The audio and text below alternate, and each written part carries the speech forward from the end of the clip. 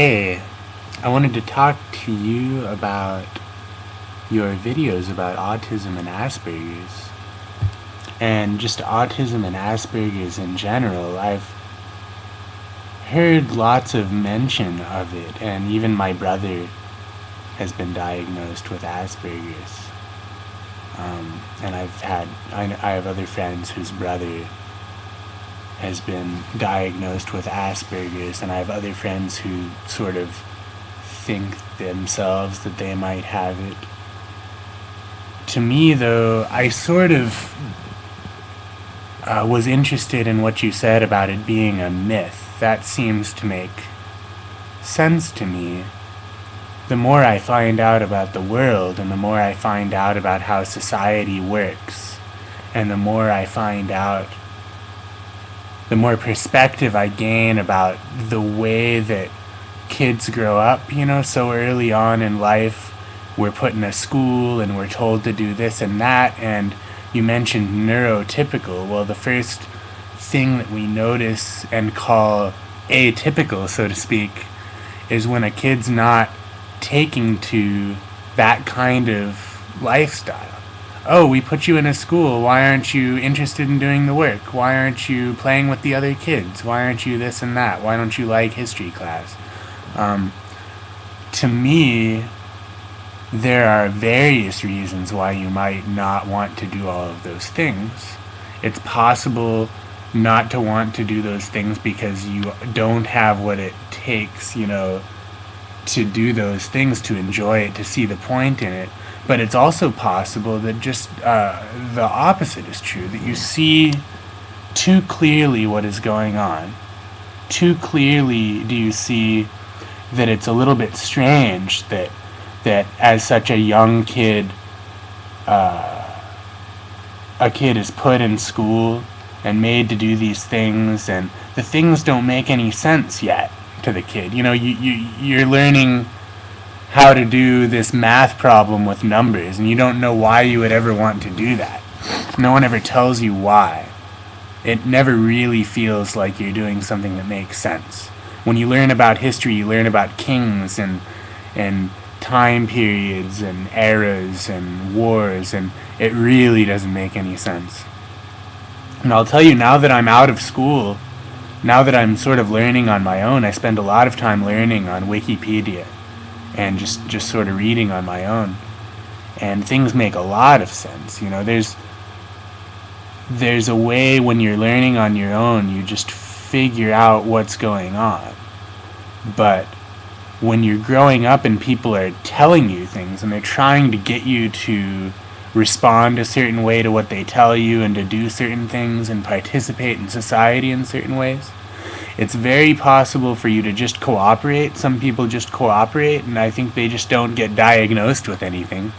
But some people, it's very hard for them, and it seems like that's happening to you, that you're like, whoa, this doesn't make any sense.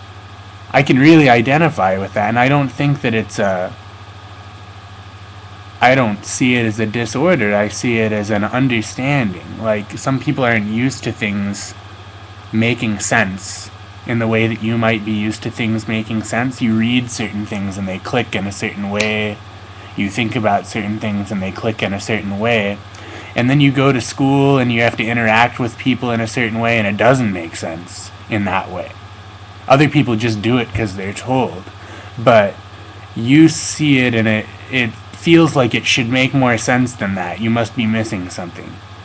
But it's not necessarily that you're missing something, really. It might be that's just how it is, that there's a lot of things that don't make much sense, and that a lot of people just take it for granted and participate anyway. And so that's my take on autism and Asperger's at this point. That's what I've been feeling. I feel that way about a lot of things, about bipolar and ADD. People who aren't interested in paying attention in class, like, there's nothing mentally disorderly about that. It's just that class isn't interesting to them. And bipolar, someone who can feel very excited, very happy, and then just very down in the dumps. I don't see that. I mean, the people I know who are that way are very insightful. You know, they're very happy because they can tap into the joyful things about life. They can understand, they can find things to be really passionate and excited about. And then the reverse is true also. They had a grasp on that, and then it kind of falters, and then they also start to grasp something really dark about society, or something really dark about being alive, and that can throw you into depression. So I think that, something really empowering and important is to learn to trust your own mind. It seems like you already have that to some extent, but I know that you feel nervous talking to people sometimes. You know more than any doctor, more than any parent, more than anyone at all. You know what your mind is, what it can do, what you can do. And so there's no authority that's going to tell you anything really that you don't know already about your mind. But you can tell other people so much, because you're the only one who has the inside scoop on that. And so if you can really trust, if you can develop a trust in yourself, know what you're capable of, then that's a very positive feedback loop that'll help you in your life. A lot of people don't have that trust in themselves, and then they have to look to other people for a lot of their opinions.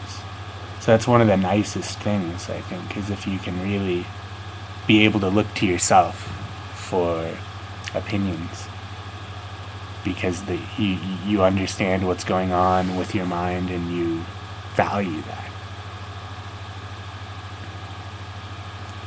So yeah, thanks for the videos. Really insightful and illuminating. I appreciate watching them. Later.